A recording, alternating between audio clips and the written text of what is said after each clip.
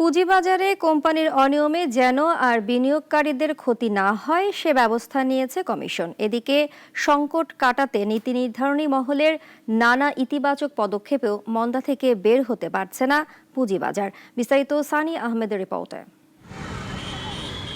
ঘোষিত ডিভিডেন্ড সময়মতো না দিলে নিয়ম মেনে পাঠিয়ে দেয়া হয় জেড ক্যাটাগরিতে। এতে ক্ষতিগ্রস্ত হন বিনিয়োগকারীরা।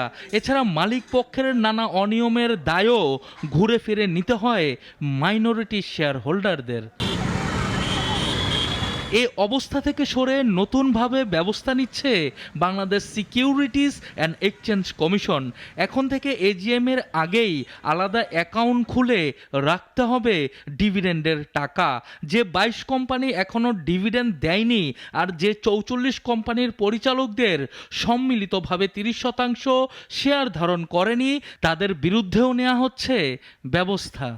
এজিএম যখন হবে তার অন্তত একদিন আগে সেপারেট ব্যাংক অ্যাকাউন্টে ডিভিডেন্ডের টাকা রাখতে হবে এবং সার্টিফিকেট নিতে হবে। এই সার্টিফিকেট স্টক এক্সচেঞ্জকে দিতে হবে এবং এজিএম এর শেয়ার হোল্ডারদেরকে জানাইতে হবে এই যে ডিভিডেন্ড এর টাকা আমরা এখানে জমা রেখে দিয়েছি।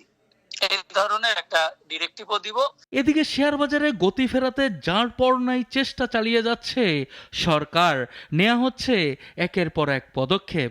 এই ডেরিভেটিভ যুগে এই আমাদের যেই পুঁজিবাজার এই কমোডিটি ডেরিভেটিভ অপারেশন চালুর মাধ্যমে চলে আসবে, এটা নিঃসন্দেহে পুঁজিবাজারের জন্য একটা মাইলস্টোন। অ্যাকশন থেকে বের হয়ে এখন ডিফেন্সিভ মুডে রয়েছে নিয়ন্ত্রণ সংস্থা। বাজার ঠিক করতে দেয়া হচ্ছে একের পর এক সুবিধা, কিন্তু নতুন বিনিয়োগ না আসায় সূচক পড়ছে দিনের পর দিন। বুধবার 5 বছর 9 মাসের সর্বনিম্নে নেমেছে সূচক। পুঁজিবাজারও এখন প্রাণহীন। সানি আহমেদ, নাগরিক, ঢাকা। ওয়ালটন আবারও মিলিনিয়ার অফারে ওয়ালটন ফ্রিজ কিনে আপনিও হয়ে যেতে পারেন মিলিয়নিয়ার।